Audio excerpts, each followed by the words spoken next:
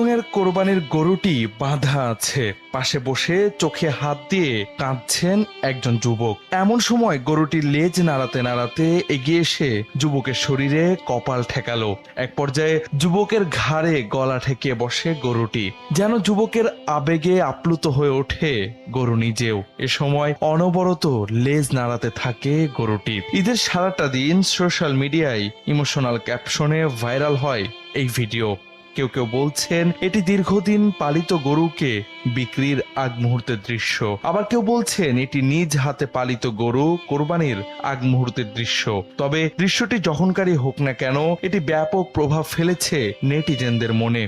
এই দৃশ্য কোথাকার কবেকার তা স্পষ্টভাবে জানা যায়নি। কেউ কেউ এমন দৃশ্যে কান্না করার কথাও উল্লেখ করেছেন, কেউ কেউ করেছেন তাদের যত্নে লালন করা কোনো পশুর স্মৃতিচারণ। ভাইরালের ভিডিওটি দেখে মনে হচ্ছে কোরবানির এই পশুটি যেন নিজেও টের পেয়েছে তার কোরবানির বিষয়টি। প্রতি বছরই গৃহপালিত পশু কোরবানির আগ মুহূর্তে এমন অনেক হৃদয় ছোঁয়া দৃশ্য সামাজিক মাধ্যমে ভাইরাল হয়। তবে এবারের এই দৃশ্যটি বিশেষভাবে হৃদয় কেড়েছে নেটিজেনদের।